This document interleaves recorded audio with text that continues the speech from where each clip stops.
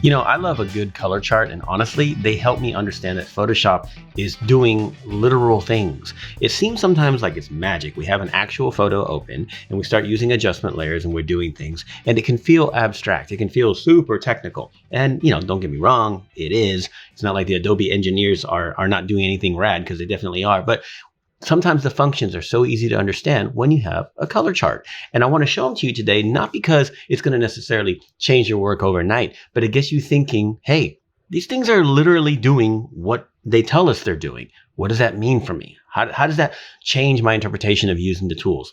For example, here we have a color chart, right? This does show every hue, just about, and every single like saturation range and brightness range in some way or another, in multiple different ways, okay?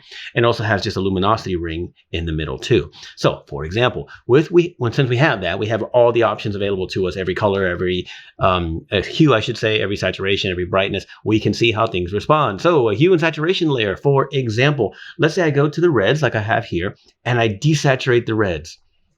There's no surprise. The reds get desaturated. And of course, it fades into the pinks and into the oranges because it blends. It's less amount of the red in those specific pixels, right? Now, because some of those pixels are maximum saturation, if I increase saturation, it only increases on the pixels that don't have saturation. See that?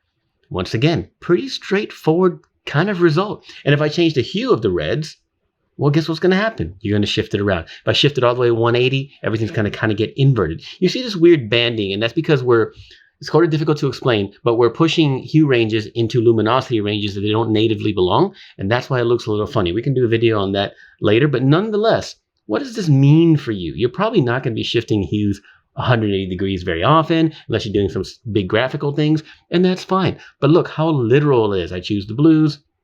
I can take the saturation down. See that? And if I expand the range down here that hue and saturation happens to have, I expand this range. Look at that. The saturation expands. It's literally just going around the hue angle ring. That's all it's doing, right? Very, very straightforward. Now, what about a selective color? We have a selective color adjustment layer here. Let's say we're once again on reds. Okay, well, if I pull to the left, the reds get a little bit more yellow because what I'm doing is I'm pulling magenta out of them.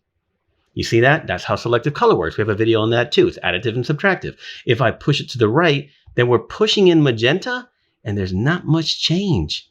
A little bit of change in the mid-range, low saturation or middle saturation areas, but not much change overall because it's additive, but that area, most of these saturated areas of red are maxed out, right? Okay. What if we go to the yellows? We do the same thing. We can pull, let's say we put cyan out of the yellows. Ooh, that's extremely subtle. Very difficult to see because it's so subtle, right? But if we pull green, we can see that slight shift as well. Very, very subtle. Now, what happens if we pull the blue? Now, when we pull yellow out, I should say, not pulling blue, we pull yellow out, what happens? You lose color in general. You're not adding you're not adding blue, you're losing yellow. That's how we can visually understand what the selective color adjustment layer is doing. Now, of course, we have access as well to the highlights, neutrals, and shadows, and that's cool. But I'm going to do that in color balance to kind of show you that, because color balance mostly does that. Let's go ahead and go to our shadows and shift it. This is the linear shift now. We go magenta, we go green. Very obvious what's happening, but you can see how that gets interpreted, right? In the mid-range and the highlights, you don't see the color change there.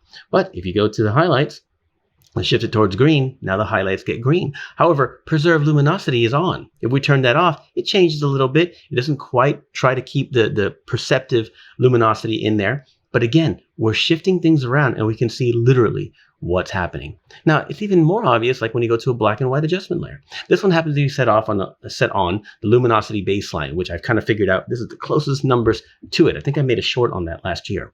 But nonetheless, here we go. Let's take our reds and darken them. What happens? Very obvious. We can brighten them. Very obvious. The yellows as well. Darken and brighten. You can see what's happening.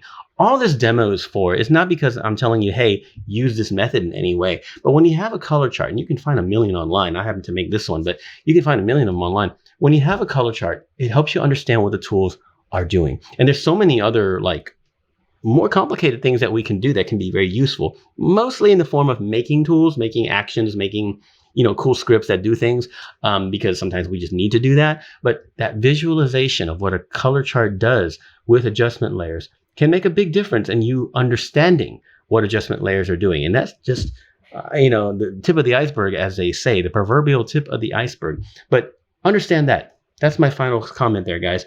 Photoshop is doing a lot of cool stuff, but it's also doing a lot of literal stuff. And if you understand that and remove the mystery, remove that enigma of high technology, you might understand what the tools are doing more literally, and not only understand how to use them better potentially, but understand what their limitations might be.